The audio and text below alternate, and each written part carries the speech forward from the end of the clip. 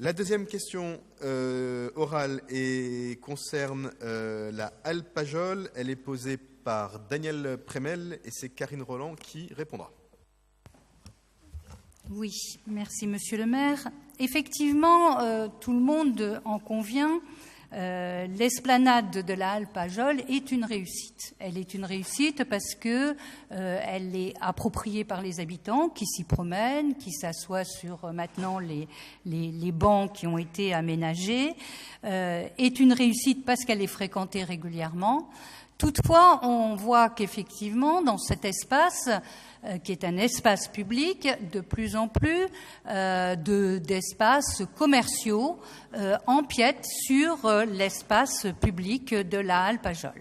D'autre part, je rappelle que l'année passée, pour des raisons que nous avions tout à fait comprises, vous aviez effectivement autorisé que les petites gouttes qui sont déjà installées sur ce lieu-là puissent avoir un autre espace sur l'espace donc de la halle Pajol afin de réguler un petit peu après ce que nous avions vécu au niveau des installations des migrants à cet espace, donc de pouvoir occuper cet espace.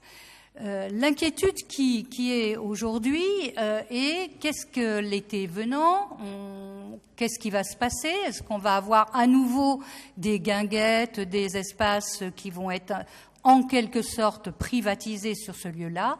Et je rappelle que les habitants ont vraiment envie d'être sur ce lieu, mais ne peuvent pas consommer aux tarifs où sont la petite goutte entre autres. C'est des tarifs qui ne sont au-dessus de leurs moyens.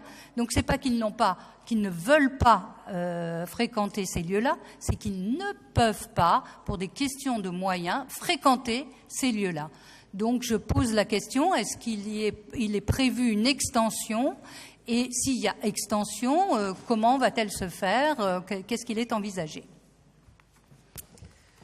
Alors, merci pour cette question qui va nous permettre de vous rassurer les uns et les autres sur le fait que l'esplanade Nathalie Sarraute est et restera dans le domaine public comme cela l'a toujours été. Ce n'est pas mon voisin de gauche qui me contredira sur ce point. Vous l'avez bien dit, Daniel, l'été dernier, nous avons dû agir dans la plus grande urgence pour organiser une occupation dite positive de l'esplanade suite à un début d'été problématique. À ce titre, je tiens de nouveau à faire part de nos remerciements aux petites gouttes. Je pense pouvoir dire qu'à Faf Gabellotto s'associerait à ces remerciements. L'établissement a initié une occupation improvisée de l'espace très rapidement, dans un esprit tout à fait collaboratif, puisque l'année dernière, ils ont été les seuls à occuper l'esplanade, mais ça n'est pas faute d'avoir essayé d'impliquer d'autres commerçants. Et je tiens aussi à dire que, effectivement, l'impression donnée, c'est une extension de la terrasse. Il n'en reste pas moins que, suite à cette extension des aménagements urbains de la ville sont restés, ce qu'on appelle les micados, merci, les micados rouges sont restés, et que les animations proposées par les petites gouttes l'été dernier, je pense notamment au concert, étaient en accès totalement libre. Ça, c'était pour l'année dernière. Se sont adjoints à l'initiative des petites gouttes une opération que nous avons montée avec le 104, pour monter une pièce de théâtre en plein air qui s'appelait Cinérama. La médiathèque Václav Havel a aussi étendu sa terrasse l'année dernière. Autant dire que les petites gouttes n'étaient pas les seuls à occuper l'esplanade. Conscient néanmoins qu'il fallait amplifier les possibilités d'occupation de l'esplanade par d'autres, cette année, nous avons initié un comité d'animation de l'esplanade Nathalie Sarraute qui s'est tenu le 30 mars dernier, au cours duquel nous avons ouvert la possibilité à tous les acteurs de l'esplanade et alentour de nous présenter des projets, que ces acteurs soient associatifs, commerçants, voire qu'il s'agisse d'initiatives individuelles. Nous en sommes encore là aujourd'hui, puisqu'ils ont jusqu'au 30 mai pour nous faire parvenir l'ensemble de leurs propositions. Ce que je peux vous dire, c'est que d'ores et déjà, de nombreuses structures ont répondu. Je peux en citer quelques-unes, à savoir les armoires pleines, les petites gouttes à nouveau, des clubs de prévention tels que la DCLJC et le Grajard, le Beau Bar Paris-Pajol, nouveau café installé en face de la médiathèque, Paris-Saint-Nîmes-Chapelle, Espoir 18, la bibliothèque Vaclav-Havel de nouveau, les vergers urbains, et bien sûr, il y aura le bal du 14 juillet qui se tient le 13 juillet, traditionnellement. Donc, pas de concurrence aux pompiers, effectivement, me souffle le maire. Donc, vous voyez la diversité de ceux qui ont répondu pour l'instant. Nous sommes dans l'intention très loin de vouloir privatiser l'espace public. Nous sommes en revanche tout à fait favorables à une diversité des occupations, toujours dans la gratuité, et c'est ce qui est en train d'être mis en place actuellement. Nous vous tiendrons évidemment informés de l'ensemble des réponses lorsque nous les aurons recueillies. Merci beaucoup, Daniel Prémel. Si vous souhaitez reprendre la parole. Donc, je vous remercie en tout cas de ces précisions.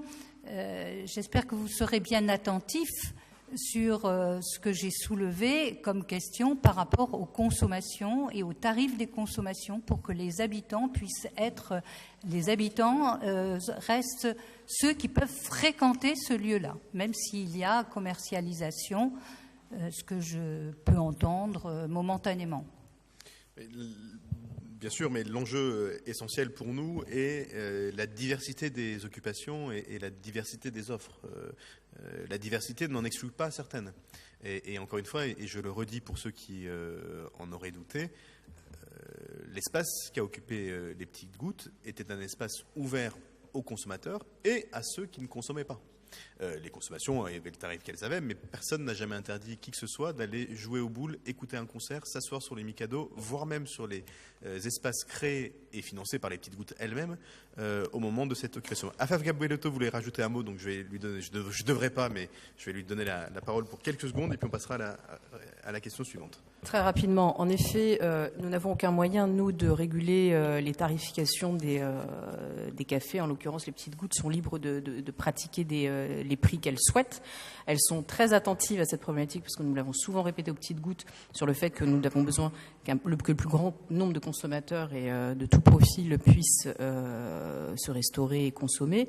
Il faut juste rappeler que ces occupations commerciales ne sont pas à titre gracieux puisqu'ils payent une redevance à la ville et qu'on est bien content de trouver des établissements comme les Petites Gouttes qui qui ont un investissement extrêmement important puisque c'est plusieurs dizaines de milliers d'euros qui sont mis sur la table pour pouvoir remettre ces installations.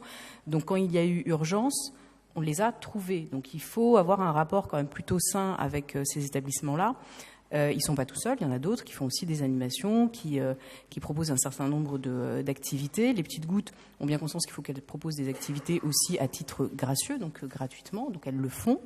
Je pense qu'il faut revenir sur un état d'esprit qui est une occupation saine avec le plus grand nombre d'acteurs et une vraie diversité d'offres et commerciales et de loisirs.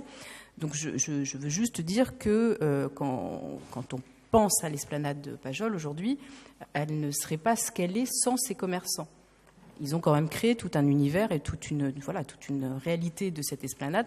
On vient sur cette esplanade parce qu'on trouve des commerces. Donc il faut aussi être dans du donnant-donnant. Et puis on est tous en train de jouer un jeu quand même plutôt vertueux qui est on occupe l'espace. Il faut occuper cet espace parce que je pense que ne pas l'occuper, ne pas donner signe que et les commerçants et les riverains et les associations ont le droit aussi d'occuper cet espace-là serait le plus mauvais des signes pour une occupation qu'on ne souhaite pas, parce qu'on a vécu sur cette esplanade de Pajol un nombre important d'occupations